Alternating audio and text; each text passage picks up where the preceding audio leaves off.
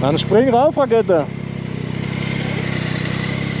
Ich bin wieder vor. Wie auf Ducati. Sitzt du gut? Ja. Perfekt. Gute Fahrt.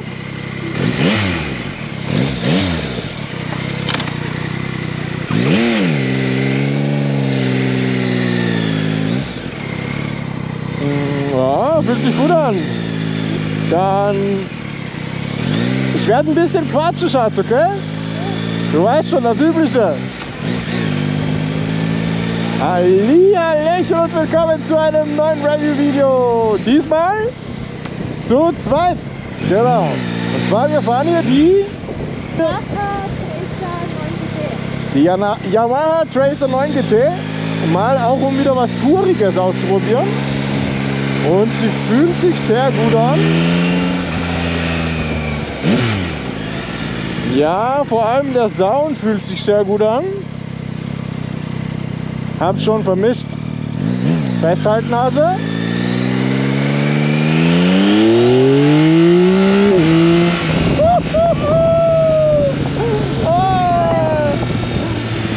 Oh ja. Okay. Also das. Scheiße, das habe ich vermisst.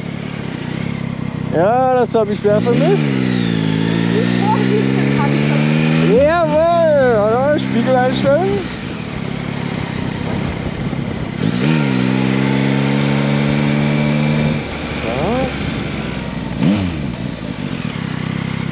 Ja. Aber ja, man sieht es gut, leicht und wendig.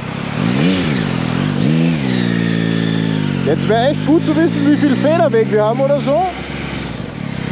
Aber Bremsen fühlen sich auch gut an. Festhalten, Hase.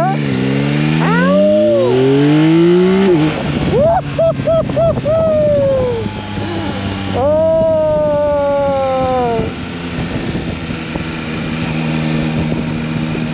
Das ist geil. Das ist schon sehr geil.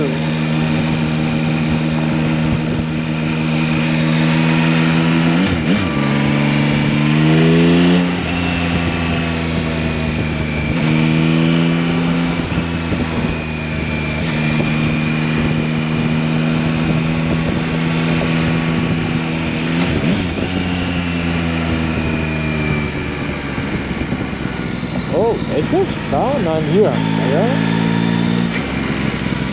Okay, Schaltautomat. Bereit, Hase?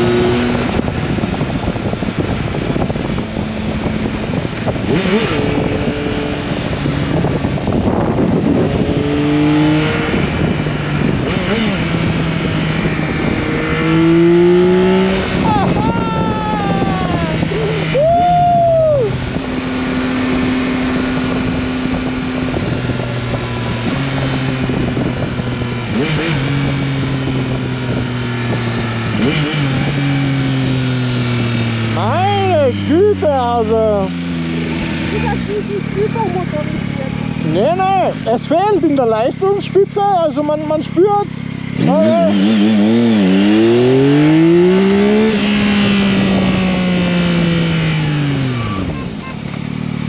Ja, super Bremsen. Also man spürt unsere S1000R auch, okay?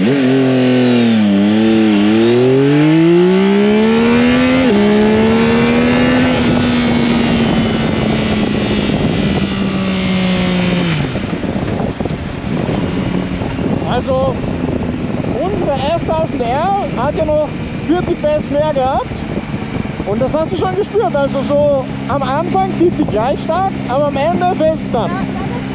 Ja, gell? Geil! Schatz, du bist schon Experte! Geil, geil, geil, geil! Nein, also fährt... Beschleunigen tut sie gut. Ja, sehr gut! Ja, absolut. Ich sag auch, beschleunigt super!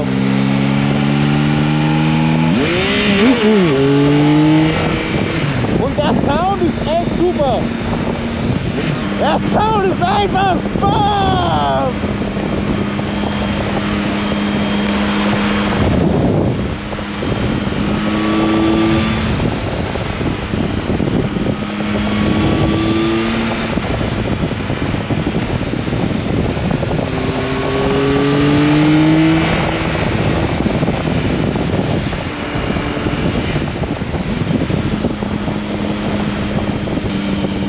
Also ja, Sound ist super, Bremsen ist super, Beschleunigung ist super, Einlenkung ist super. Ihr habt gerade schon gehört, die Leistungskurve verglichen mit einer BMW S1000R jetzt, du spürst, dass obenrum was fehlt. Aber der Sound kompensiert fast alles. Der Sound ist echt abartig. Ich weiß nicht, ob sich unsere BMW so geil angehört hat.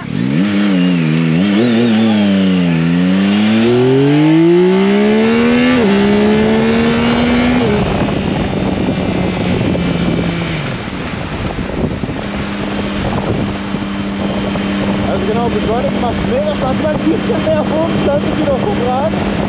Aber ja, ich bin gespannt auf die ersten Kurven. Und der Windschutz ist sehr gut. Man spürt eigentlich gar nichts.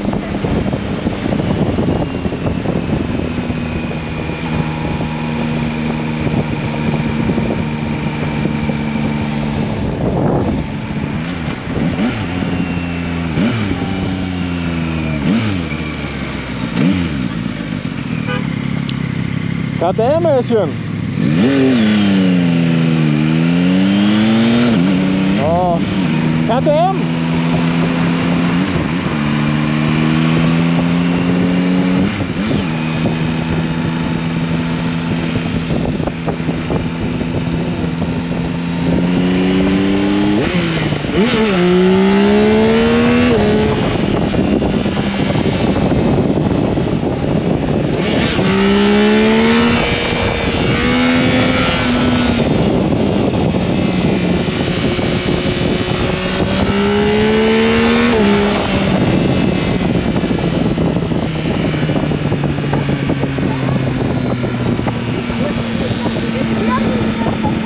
Baby, wir sind jetzt aus Sizilien!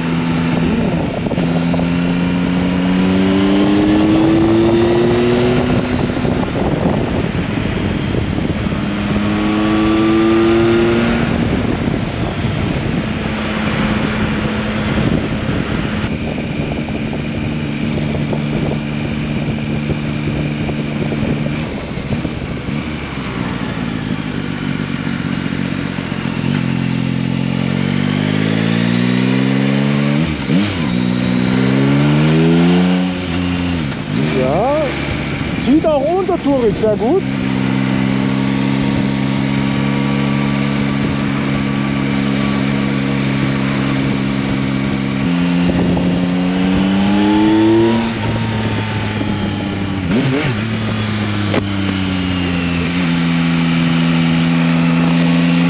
Und ich habe mich so gefreut.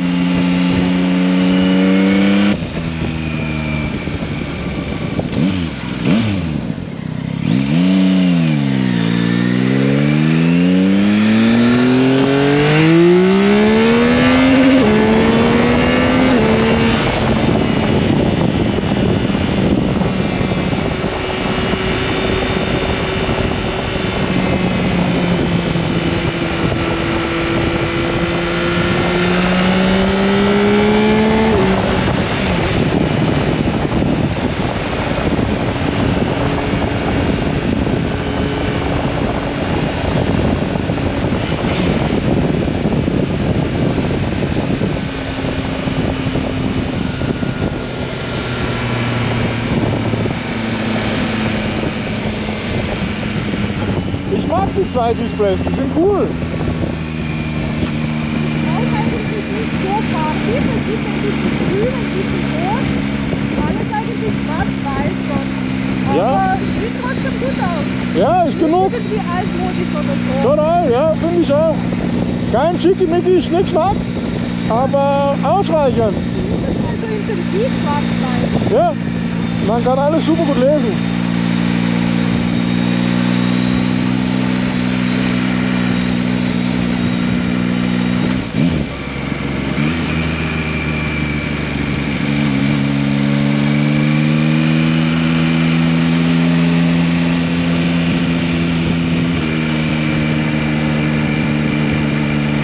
Muss mal kurz aufstehen.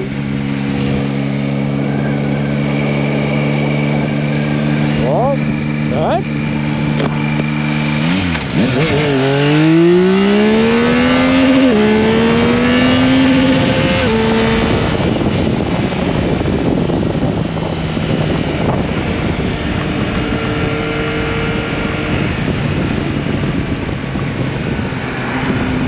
Okay, Bremsgasplatz. Achtung, fest halt ab. Okay. Ja, ABS kann die BMW besser. Hast du gespürt? Das ist ein bisschen blockiert. Ja, blockiert ist nicht so schlimm, aber dein Arsch hat es ausgehoben auch. Ja, Ja, du warst in der Luft kurz. Ja, das kann ungemütlich Aber hat werden. trotzdem abgefangen eigentlich. Bitte? Hat trotzdem noch abgefangen eigentlich. Ja, ja, ich habe losgelassen, die Bremse wieder ein bisschen. Jetzt? Ja.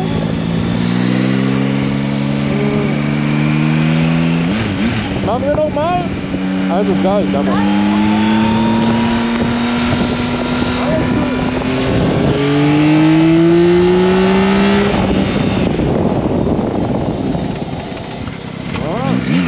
Ja gut.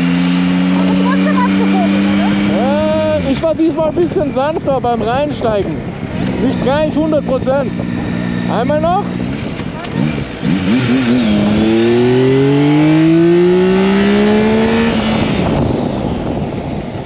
Ah, das geht schon.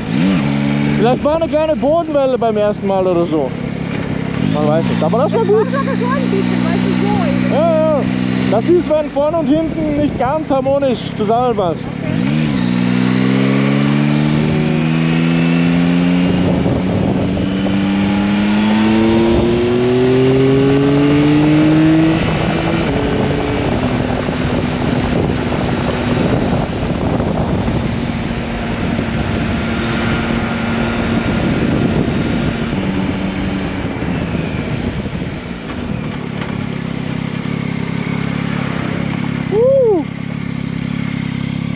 Können wir mal hinstellen und anschauen? Ja, so. Du darfst absteigen. Okay. Also tolles Motorrad auf jeden Fall. Danke, dass du uns die Probefahrt organisiert hast, Schatz. Ja.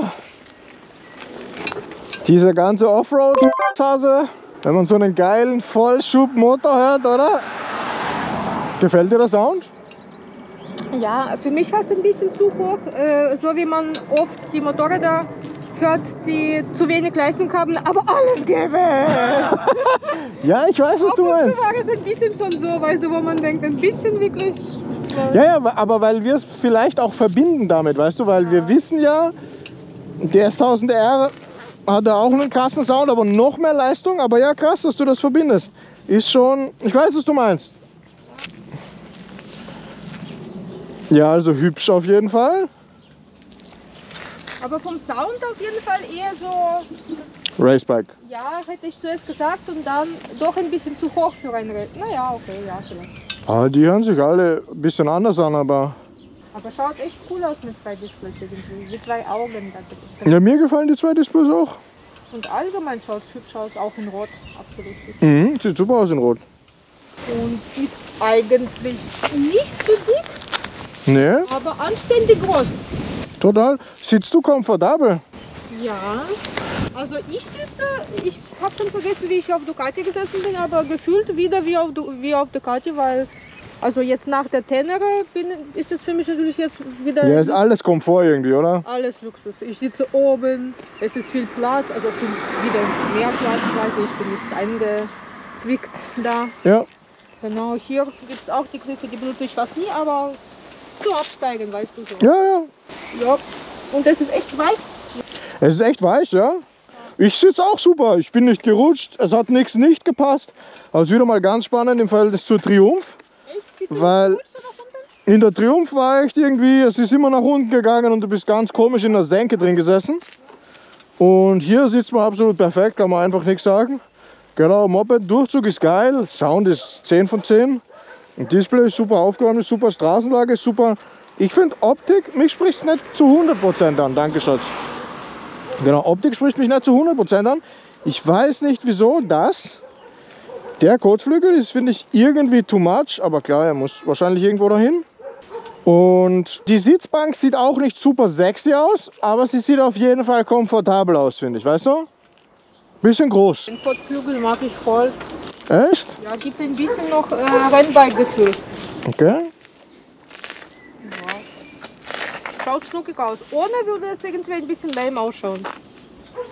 Ja, irgendwas fehlt bestimmt dann, ja. Aber was hat er mit diesem Modi erklärt? Genau, da gibt es einen Hebel. Dieser hier, ich habe den auch mal gedrückt, hat nicht das... Was trinken auch später.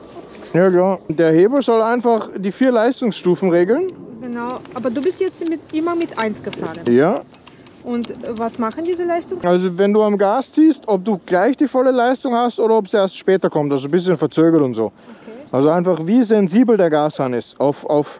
Ich habe total aggressiv sofort Maximumleistung oder du ziehst den Hebel und dann beschleunigt er langsam. Weißt du, das kann man heute alles elektronisch machen. 1 ist, du spürst gleich die Leistung, oder? Genau, 1 ist Full Power theoretisch. Und 4 wäre jetzt vielleicht für, wenn wir ein bisschen Offroad was fahren oder ein bisschen mehr, nicht Offroad, aber ein bisschen mehr Schotter und so. Ja. Ja, dass man nicht gleich, dass die Räder nicht gleich durchdrehen. Na, die Traktionskontrolle und alles hast du trotzdem, die sollte noch gleich funktionieren. Ich würde sagen, 4 ist eher einfach für Leute, die es gemütlich angehen wollen. Weißt du, der will nicht nach dem Ort auch voll im zweiten Gang durchbeschleunigen. Der will einfach gemütlich am Gas andrehen und beschleunigt dann sachte auf 100.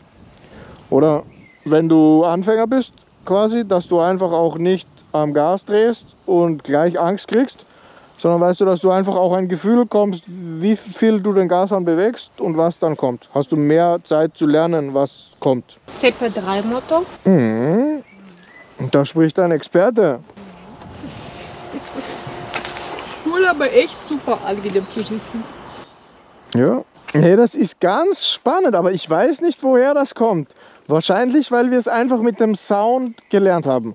Und zwar, wenn ich hier drauf sitze, kommen mir die 120 PS zu wenig vor. Aber wenn ich jetzt eins von diesen Enduro-Bikes gefahren bin, da waren die 100 PS voll ausreichend. Da war ich voll happy. Da habe ich mir gedacht, geil, alles passt, Leistung passt, super Durchzug. Aber hier ist es, glaube ich, einfach, mein Hirn hat mit dem Sound schon die Leistung assoziiert. Was sagst du? Hier fehlt doch ein bisschen Leistung, oder? Mir fehlt nichts, also mir ist es ja. Aber wie du gesagt hast, also zuerst, es beschleunigt super schnell. Du wirst von 0 auf 100 wahrscheinlich, also super schnell. Aber dann, also mit Ducati und mit BMW, dann könntest du ja noch schneller werden in der Regel. Und hier ist es eigentlich aus. Hier ist Piano, genau. Hier Ja. ist einfach, also du bist immer noch schnell genug, aber es geht nicht weiter. Aber nicht, dass es mir fehlt, weißt du, mir ist das eher genug. Es ist ja ein Tourer. Ja. Ist eh schon ein schneller Tourer. Durch die Schweiz kommst du immer gleich schnell. Ist eh schon ein super schneller Tourer, weißt du? Ja, ist auf jeden Fall. Ja. Nein, was man auch sagen muss, Schaltautomat funktioniert perfekt. Rauf und runter ist ein wahrer Genuss. Genau, ihr habt es gesehen, manchmal habe ich direkt in den Drehzahlbegrenzer reingeballert. Aber ich war mir nicht sicher, ich habe schon gezogen, das hat vielleicht ein bisschen gedauert, bis er das noch nachgeschoben hat. Ich glaube, weil ich schon gezogen habe, wie er entweder im Drehzahlbegrenzer war oder knapp dran. Genau, aber wenn man es ein bisschen da früher gemacht hat, ich weiß noch nicht genau, wo hier das Maximum von dem Motor ist. Deshalb, aber ich würde sagen, wenn man es ein bisschen früher macht, wird das bestimmt Ast reingehen. Ist auch sonst Ast reingegangen. War einfach super geil. Ja, Bremse auch super. Ich finde Hinterbremse super, Vorderbremse super. Genau, einmal kurz das Heck ausgehoben, ein bisschen. Aber war kontrollierbar. Vielleicht war auch eine Bodenwelle, man weiß es nicht. Und Auf jeden Fall, wenn der schnell fährt, dann ist der Sound viel zu hoch für mich. Ja. Also das ist vielleicht die Sache, wo du gesagt hast, also man beschleunigt schnell, aber dann kann man nicht noch mehr beschleunigen und dann fährt man halt, wenn man die Geschwindigkeit, diese hohe Geschwindigkeit beibehält, Immer saulaut.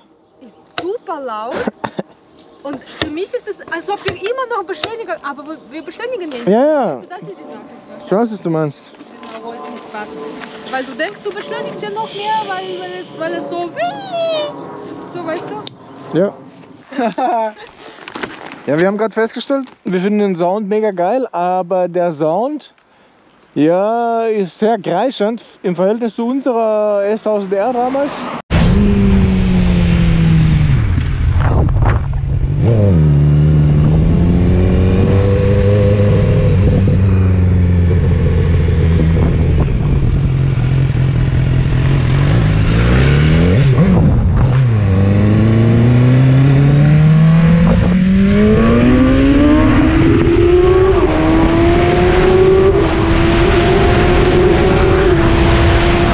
War er irgendwie mehr brachial und irgendwie mehr gewalttätig und natürlich damit auch verbunden ein bisschen mehr Leistung, aber hat ja mit dem Sound nichts zu tun. Und der schreit eher, aber wir finden den geil. Gib mir einen Daumen hoch, wenn du ihn geil findest und einen Daumen runter, wenn du ihn nicht geil findest. Schreit ein bisschen zu viel. Eieieiei. Nein, aber ist cool. Ich finde ihn auch cool. Hohe Ton. Startet noch. Hab schon Sorge gehabt. Jetzt? Ja dann, bereit, Schatz? Ja. Gute Fahrt? Ah, ist das schön, wieder mit dir auf einem Moped zu sitzen.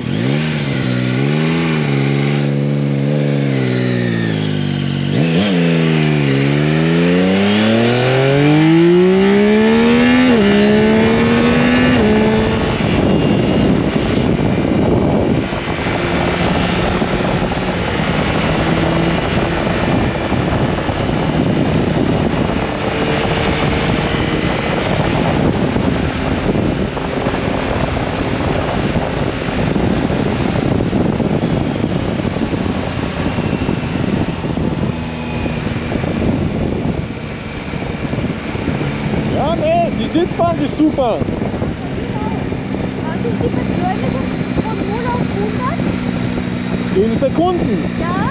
Kenne ich leider nicht. Genau, also die Beschleunigung von 0 auf 100 kenne ich nicht. 100 kenne ich leider nicht.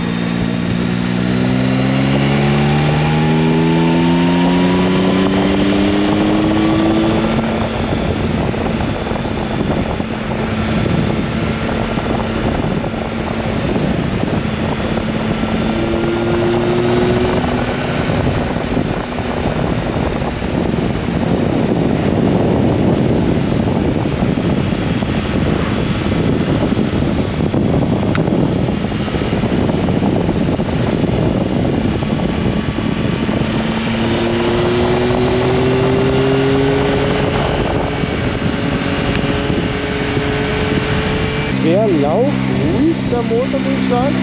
Moped fällt super leicht in die Kurve. Ich muss kurz den Weg schauen, weil das Navi spricht leider nicht. Vielleicht habe ich vergessen, ja, auf Start zu drücken. Auch der. Bei den niedrigen Geschwindigkeiten ist der Sound sehr. Ich finde auch sehr angenehm, gell? Ja? Ja. Genau, also wir haben gerade gesagt, bei niedrigen Geschwindigkeiten ist der Sound sehr angenehm. Warte.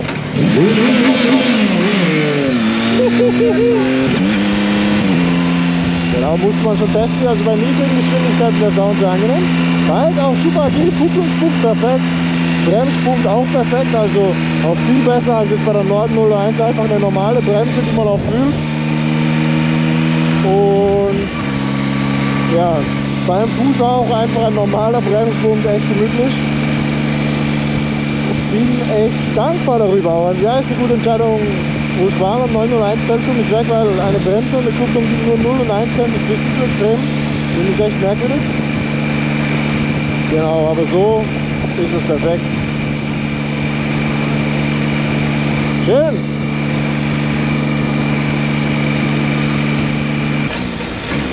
Cool.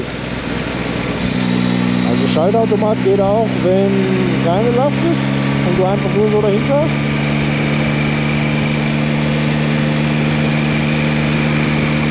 Allgemein, was mir auch gefällt, irgendwie aufgeräumter, irgendwie weniger Hebel.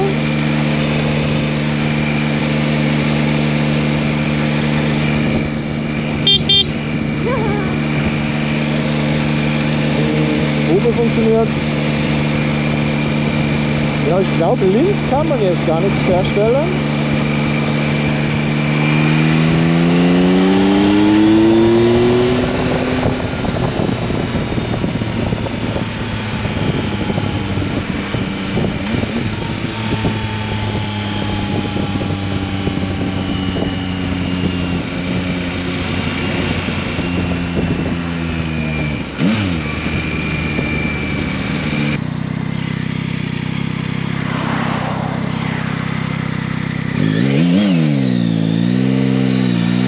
Ja, so beim Losfahren, echt nice, der Sound.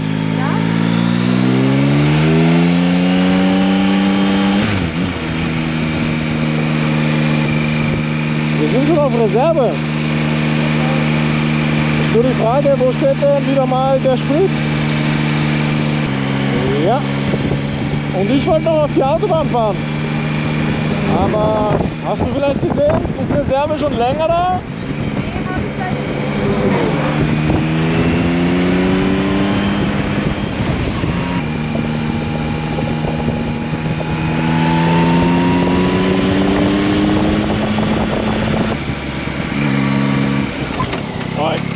Sorry, ich wollte kurz links fahren, dann habe ich gedacht, geradeaus ist grün, dann habe ich gesehen, geradeaus ist rot. Ich suche nämlich die A9 Richtung Deggendorf. Okay. Und deshalb, das Navi hat gesagt, links abbiegen, aber dann hat es gesagt, in 800 Meter und deshalb... Okay, ich sehe sie nicht, aber... Ich hoffe, es ist die nächste.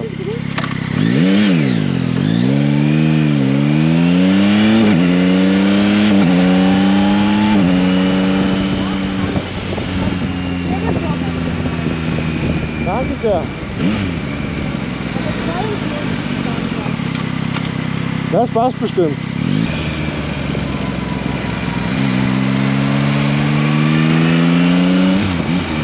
Sizilienhase, Alter, ich werd's nicht los.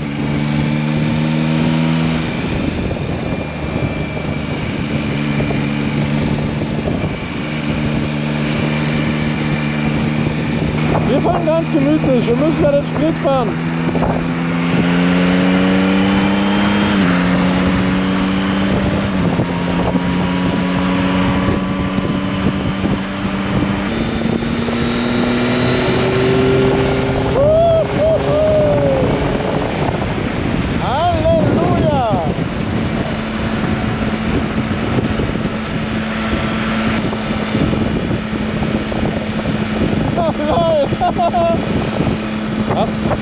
Hast du gesehen, die Fußruntergeste? Ja. Das ist Hallo auf Italienisch. Und für den hinter dir.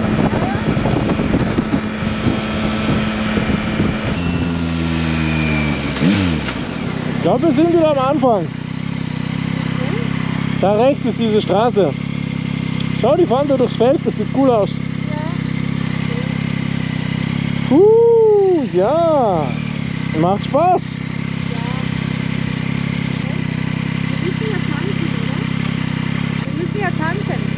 Ne, müssen wir nicht, hat er nicht gesagt, oder? Hat er nicht gesagt. Und wenn er nichts gesagt hat, stellen wir es ihm so hin. Deshalb, aber wäre geil gewesen, wenn sie voll gewesen wäre und wir hätten Vollstoff fahren können. Also ja, ich bin mit dem Schild einmal vollkommen geschützt, inklusive Helm. Und einmal blasen wir es genau aufs Gesicht. Der Schaltautomat macht riesen Spaß. So, jetzt hat es uns was gebracht. Einfach vorbeifahren können. Wir sind gerade vorhin hier mit dem Auto gefahren und du kannst entweder die Hauptstraße mit der Ampel fahren oder rechts und kommst hinten quasi vorbei. Genau, eigentlich super tolles Moped, macht riesen Spaß. Ich finde, für Kaufen in der Kategorie hätte ich mehr Leistung, aber vielleicht hätte ich gerne mehr Leistung. Aber vielleicht nur, weil ich es falsch mit dem Motor auserziehe. Macht super riesen Kupplungsbund, perfekt zum Losfahren auch. Sau angenehm. Aber ich glaube...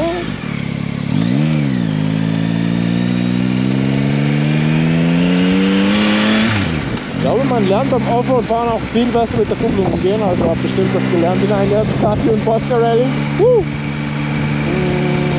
Ja, super Moped.